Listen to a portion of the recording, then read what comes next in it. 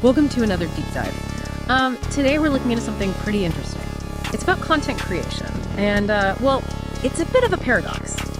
You see, we've got a creator with 3 decades of experience, tons of great content, and basically no negative feedback, which you'd think would be like a dream come true, right? Yeah, total dream.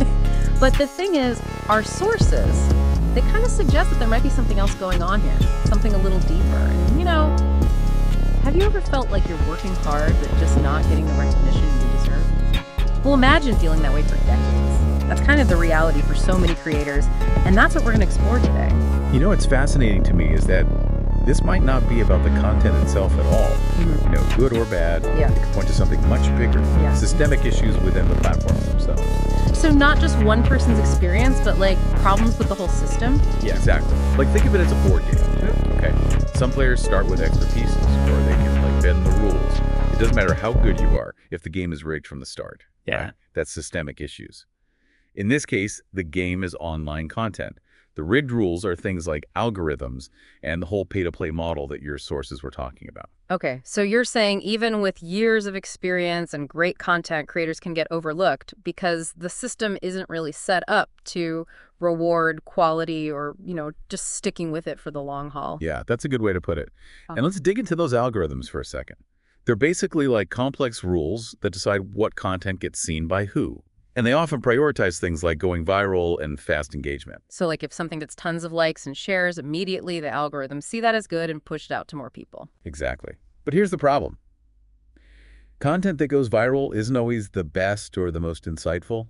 Sometimes it's just the most shocking or entertaining, easy to consume. So it creates a loop where certain types of content, often the flashy stuff, gets amplified, while other content, even if it's really well made, gets buried. But isn't going viral kind of necessary to get discovered? I mean, how else would people find new creators? Oh, for sure. There's a balance. But right now, the system leans so hard on virality that it's almost impossible for creators making stuff that doesn't fit that mold. And this is where pay-to-play comes in, right? Because even with amazing content, it's getting tougher to reach people organically. You almost have to pay to boost your posts just to get seen. Yeah, that's it. Platforms are making it harder to reach an audience without spending money. Your sources even mentioned some platforms have organic reach as low as like 2%. So only a tiny fraction of your followers see your stuff without a paid boost, which can be expensive. So even if a creator has a big, engaged audience they built over years, they're basically being told to pay to reach their own followers, the people who already chose to see their stuff. It's a tough situation, and it puts smaller creators or those without a big budget at a huge disadvantage. It's like they're playing with a handicap. This is painting a pretty concerning picture. Algorithms that favor trends over substance, and this pay-to-play model that hurts smaller creators. And what's really interesting in this specific case is that the lack of negative feedback might actually be a bad sign. Statistically, it's super rare for content to be universally loved. Yeah. Even the top creators get criticism. So instead of being universally loved, maybe this creator's content is just invisible. Exactly. It's not bad. It's just not reaching enough people to get any strong reactions, like being in a silent echo chamber. And this brings us to another point, the danger of relying on what we call visible engagement. Okay, what do you mean with that? It's the stuff we usually think of as success online. Likes, comments, shares, things that are easy to see and count, but they don't tell the whole story. So just because something doesn't have tons of likes and comments doesn't mean it's not connecting with people. Right. Think about it. You're at a concert and the audience is totally silent. Does that mean they're not enjoying it? No. They could be completely captivated. It's just their engagement is internal. Same with online content. That's a great analogy. And I've actually experienced this myself. Sometimes I put out content and get discouraged by the lack of engagement, only to find out later it reached way more people than I thought. Those silent metrics like views, clicks, time spent, they reveal a hidden level of interest that likes and comments just don't show. And that disconnect can be so disheartening, especially for creators who are constantly being judged by the numbers. It's like they're being told their work is only good if it generates a lot of buzz. But what about the people quietly engaging and learning? Their experience counts too, right? Absolutely. And here's where things get even more interesting, because this goes way beyond just numbers. It can really affect the creators themselves emotionally. Yeah, let's dive into that. But first, I think we need to take a quick break. When we come back, we'll explore the human side of this and talk about the emotional roller coaster that many creators go through in this crazy online world. It's easy to focus on the numbers, but we got to remember that behind all that content is a real person who put their time and energy and passion into making it. So when their work is met with silence or even worse, skepticism, it can be really tough. Yeah. Especially for someone like in our case who's been creating for 3 decades. To have all that experience and still feel invisible must be so disheartening. It's like their contributions are just being ignored, Hmm. you know, just because they don't fit into what the algorithm thinks is valuable. And it can create this awful cycle of self-doubt. Creators start to question themselves, like, am I doing something wrong? Is my work not good enough? Should I even bother anymore? And like you said before, this feeling of being invisible, it's not just online. Right. It can spill over into their personal lives, too. Exactly. Your sources talked about how this lack of engagement can lead to doubt from friends and family. People who maybe don't understand how the internet really works. They see those low numbers and they're like, maybe you should try something else. Or, why are you wasting your time? I've heard that too from people who don't get content creation. They see it as just a hobby, not a real job. They don't see the effort and skill that goes into it. It's easy to just look at the surface. Right. And it can be so isolating for creators who are already fighting an uphill battle against these algorithms and platform rules. It's like they're being told by everyone that their work doesn't matter, that it's not worth engaging with. And that can be so damaging to their motivation and self-worth. Yeah. It's like a double whammy. They're struggling to be seen on the platform, and then they're not getting support from their personal networks too. Makes you wonder how many talented creators are out there just quietly giving up because they feel invisible and like nobody cares. That's a really good point. And it brings up a bigger issue.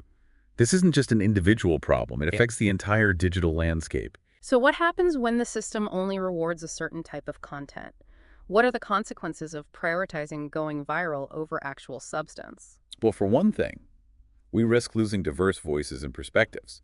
The internet was supposed to be this democratizing force, but it's starting to look more like a curated echo chamber, where only certain types of content get amplified. So it's like a self-fulfilling prophecy. The algorithms prioritize what's already popular, so we see less and less of the unique and the niche stuff. It's like we're trading depth for breadth, sacrificing meaningful connection for instant gratification. Exactly. And we lose access to so much knowledge and experience that's outside the mainstream. All those creators who are quietly making a difference, sharing their expertise, offering different perspectives. We all lose out. This is bigger than just one creator. It's about the future of online content itself. If we only reward what's flashy and grab attention, what happens to the creators who are making stuff that takes time and thought and consideration? They get pushed aside. And that's a shame. Because some of the most valuable content isn't meant to go viral. It's the stuff that makes you think, that challenges your assumptions, that stays with you long after you've seen it. So how do we change this? How do we break free from this cycle of needing to go viral and create a digital world that values quality and depth and diverse perspectives? It starts with awareness. We need to understand the limits of algorithms and realize that engagement isn't the only measure of success. There's tons of great content out there that's being ignored just because it doesn't fit what the algorithms want. So we have a responsibility as content consumers to be more discerning, to actually look for content that challenges us and shows us new things, not just let the algorithms decide what we see. Exactly. Be proactive. Don't let the algorithms control you. Take some time to explore different things. Follow creators who are making stuff you like. And don't be afraid to dive into topics that aren't trending. And it's about engaging with that content in a real way, right? Not just watching or reading, but taking the time to comment and share and support the creators. Absolutely. Your engagement, even if it's not a like or a share, means a lot to creators. It shows them that their work is being seen and appreciated, that it's making a difference. So what can we do beyond just changing our own habits? How can we actually support creators who are struggling to be seen? One of the best things you could do is talk about these issues. Talk to your friends and family. Share articles that highlight these challenges. The more we raise awareness, the more we can push platforms to make things fairer. So it's about having those tough conversations and challenging the status quo and demanding better from the platforms that control so much of what we see online. Exactly. And don't underestimate direct support. If you find a creator whose work you really love, think about supporting them financially through platforms like Patreon. Even a small amount can make a big difference in helping them keep creating and sharing their voice. It's about putting your money where your mouth is, investing in the content we want to see, and showing creators that their work has real value, not just artistically, but financially too. It's a way of saying, I see you, I appreciate you, I want to support you. And that could be so powerful for a creator who feels unseen and undervalued. This has been such an insightful conversation. We've gone from talking about one creator to the bigger issues that affect so many. And it's clear that there's a lot to do to make the internet a better place for creators. But before we wrap up, I'm curious. What are your final thoughts on all of this? What message would you leave our listener with, knowing they're dealing with these challenges themselves? Honestly, I think the most important thing is to remember you're not alone. So many creators are going through the same stuff. It's not about your talent or the quality of your work. It's the system itself that needs to change. Yeah, it's easy to get down on yourself when you're putting in the effort and not seeing the results. But like you said, those numbers don't tell the whole story. Right. And I think sometimes just knowing that others are struggling too can be comforting. It reminds you that you're part of something bigger, that together you can make a difference. And speaking of community, one thing that stood out in the listeners' research was the idea of focusing on real connections instead of chasing virality. You know, finding your people, the ones who actually get you and what you do. That's so important. In this world of algorithms and numbers, it's easy to forget about actual human connection. But those connections are what really matters. It's the people who engage with you on a deeper level, who leave thoughtful comments, who share your stuff with others, who become your biggest fans. Yeah, those are the people who make it worth it. They remind you why you create in the first place, and finding those people can be so much more rewarding than chasing trends or trying to please some algorithm. Exactly. It's about building a solid foundation for your work, making stuff that matters, that resonates with the right people, Yeah. that has a real impact. And that's what you should aim for, whether it goes viral or not. So for our listener who's feeling lost or discouraged, Mhm. what would you say to them? What advice would you give them as they navigate this tricky online world? First, don't ever doubt yourself or the value of what you do.